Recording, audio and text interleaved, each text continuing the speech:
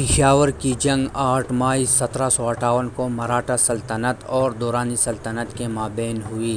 جنگ میں مراٹھا فتح رہے اور پشاور پر قبضہ کر لیا گیا۔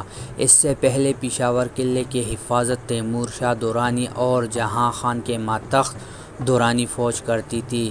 جب رگھوناتھ راؤ اور ملہار راؤ ہوکر نے پنجاب چھوڑا تو انہوں نے تکوجی سندھیا کو اپنا برصغیر میں اپنا نمائندہ مقرر کیا۔ انہوں نے کنڈو جی قدم کے ساتھ مل کر افغان فوجی دستے کو شکست دی۔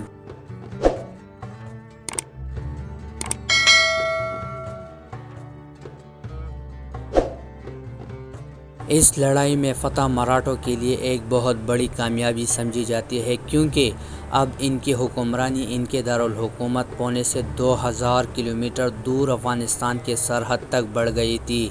اس لڑائی نے مراٹھا سلطنت کو بلندیوں پر پہنچا دیا۔ اب وہ بہت حد تک پورے برصغیر سمت پشتون علاقوں کے بھی مالک تھے۔ اب اس کی حیثیت کوئی چیلنج کرنے والا نہیں تھا، کیونکہ انگریز بھی ابھی بنگال میں ہی تھے اور پشتونوں کے ناقابل تسخیر ہونے کے بھرم کو انہوں نے توڑ دیا تھا۔ لیکن یہ برتری زیادہ دیر قائم نہیں رہی، کیونکہ احمد شاہ ابدالی نے اپنے مقبوضہ علاقوں کی بازیابی چاہتا تھا۔ مراٹھا مقبوضہ علاقہ جات احمد شاہ ابدالی کی ملکیت تھے۔ ان کا حاکم احمد شاہ درانی کا بیٹا تیمور شاہ تھا، جسے شکست دے کر مراٹھوں نے افغانستان بھگا دیا۔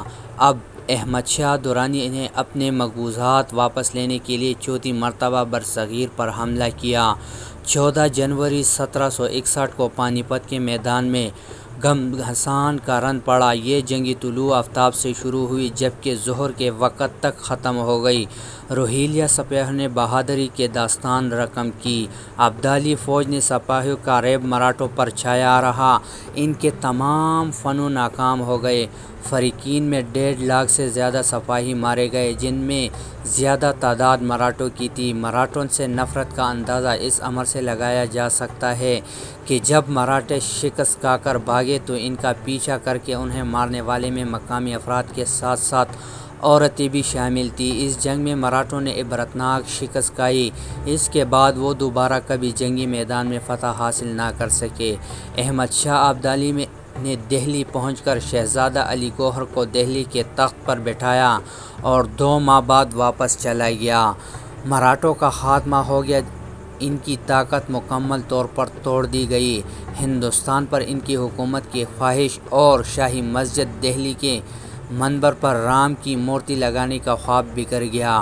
مراٹھوں کے 27 سردار مارے گئے۔ وہ دوبارہ اٹھنے کے قابل نہ رہے، مگر مغلوں میں اتنی ہمت نہیں تھی کہ وہ دوبارہ اپنا اقتدار مضبوط کر لیں۔